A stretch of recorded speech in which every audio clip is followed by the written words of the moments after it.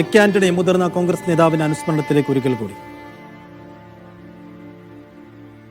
അദ്ദേഹത്തിനുള്ള വ്യക്തിബന്ധങ്ങൾ ഇതെല്ലാം മറ്റവർക്ക് മാതൃകയാണ്. ഇന്ന് ഇന്ത്യക്ക് മാതൃകയാണ് നെടുമ്പാശ്ശേരി എയർപോർട്ട്.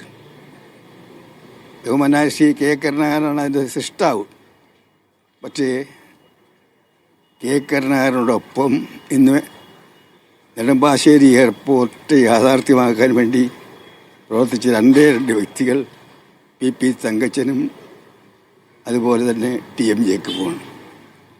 അവിടെ സ്ഥലമെടുപ്പിന് പേരിൽ അവരെല്ലാം നേരിട്ട ആരോപണങ്ങൾ, ആക്ഷേപങ്ങൾ, വ്യക്തിഹത്യകൾ നിരവധിയാണ്. പക്ഷേ പതറാതെ കെ കരുണാകരൻ്റെ സ്വപ്നം യാഥാർത്ഥ്യമാക്കുവാൻ അദ്ദേഹത്തിൻ്റെ ഇടവും വലവും നിന്ന് പ്രവർത്തിച്ച സുഹൃത്തുക്കളാണ് പി തങ്കച്ചനും അതുപോലെ തന്നെ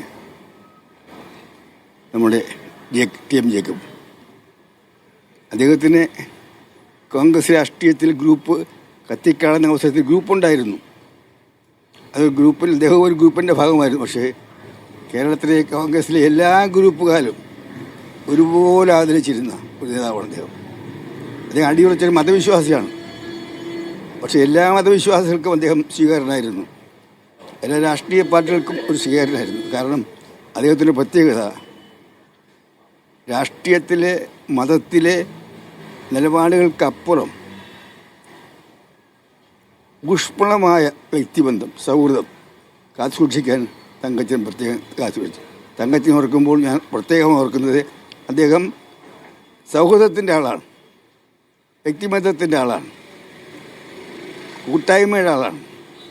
പ്രശ്നങ്ങൾ വഷളാക്കുന്ന ആളല്ല, പ്രശ്നങ്ങൾ പരിഹരിക്കുന്ന ആളാണ്. അദ്ദേഹപോലുള്ള നേതാക്കന്മാർ കേരള രാഷ്ട്രീയത്തിൽ നഷ്ടപ്പെട്ടുകൊണ്ടിരിക്കുകയാണ്.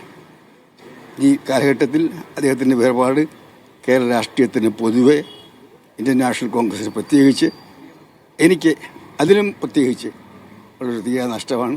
അദ്ദേഹത്തിൻ്റെ വേർപാടിൽ എനിക്കുള്ള അഗാധമായ ദുഃഖം ഞാൻ രേഖപ്പെടുത്തുന്നു. അദ്ദേഹത്തിൻ്റെ കുടുംബാംഗങ്ങളോട്. എ.കെ. ആന്റണിയാണ് ഇപ്പോൾ പി തങ്കച്ചനെ അനുസ്മരിച്ചത്. എ.കെ. ആന്റണി മുഖ്യമന്ത്രിയായിരുന്ന മന്ത്രിസഭയിലാണ് കൃഷിമന്ത്രിയായി പി തങ്കച്ചൻ ഉണ്ടായിരുന്നത്. ആ നിലക്ക് വ്യക്തിപരമായി ഏറെ അടുപ്പം കൂടി അദ്ദേഹത്തിന് ഉണ്ടായിരുന്നു.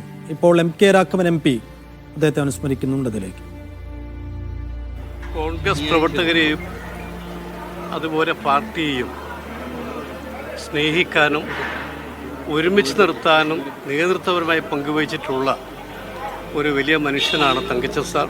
നേരത്തെ ഇവിടെ സൂചിപ്പിച്ച പോലെ എറണാകുളം ജില്ലയിലെ കോൺഗ്രസിനെ ശക്തിപ്പെടുത്താൻ, കോൺഗ്രസിനെ കെട്ടിപ്പടുക്കാൻ തന്നെക്കൊണ്ട് കഴിയാവുന്ന എല്ലാ കാര്യങ്ങളും ചെയ്തിട്ടുള്ള ഏറ്റവും പ്രഗത്ഭനായിട്ടുള്ള സംഘാടകൻ കൂടിയാണ്. KPCC പ്രസിഡൻ്റായിരുന്നു, UDF കൺവീനറായിരുന്നു, സ്പീക്കറായിരുന്നു, മന്ത്രിയായിരുന്നു. ഇതെല്ലാമായിട്ട് പോലും ഒരിക്കലും തലക്കനം ബാധിക്കാത്ത നേതാവായിട്ടാണ് എനിക്ക് തോന്നിയിട്ടുള്ളത്. ഏത് വിഷയങ്ങളിലും അദ്ദേഹത്തെ സമീപിക്കാമായിരുന്നു. എല്ലാ വിഷയങ്ങൾക്കും പരിഹാരം കാണാൻ കഴിവുള്ള നേതാവായിരുന്നു.